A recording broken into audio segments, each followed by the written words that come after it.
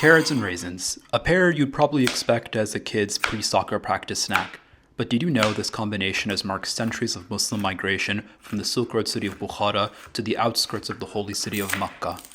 Bukhara, in current-day Uzbekistan, was founded almost 2,600 years ago, and throughout its history it fell under the rule of the Persians, Huns, Chinese, Mongols, and the Arabs, all contributing to the city's identity and the rich cultural fabric of the Uzbek people. The connection between the Uzbeks and Arabia is marked by some of the greatest Islamic scholars to live, al-Bukhari and al-Tirmidhi. They are known by the Uzbek cities they hail from, Bukhara and Termez respectively. Born in the early 9th century, these men traveled to the Hijaz on the west coast of the Arabian Peninsula in the pursuit of sacred knowledge and compiled some of the most authentic books of hadith that to this day allow 2 billion Muslims to accurately follow the ways of their Prophet sallallahu alaihi wasallam. Later Uzbek migration to the Hijaz, however, would be under more dire circumstances. In the 1920s, after the creation of the Soviet Union, Soviet-backed Uzbek militias attempted to usurp the Emir of Bukhara, Muhammad Alim Khan. This led to an invasion by the Soviet army which besieged Bukhara, setting the city ablaze and destroying much of its infrastructure, killing hundreds of Uzbek civilians. In the aftermath, the Soviets implemented their infamous Culture Revolution, which saw the region's centuries-old Islamic heritage targeted through the dismantling of religious institutions and systemic persecution against Muslims.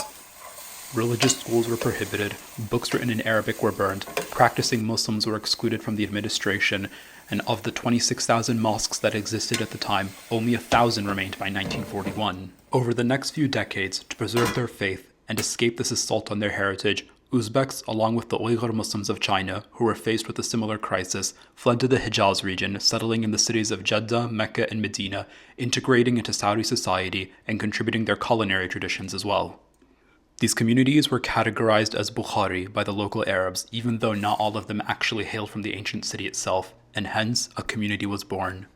This technique of sweetening rice with fried carrots and raisins has marked the migration patterns of the Uzbeks throughout history. There is a major Uzbek population in Afghanistan where the national dish, Kabuli Palau, is topped with this combo.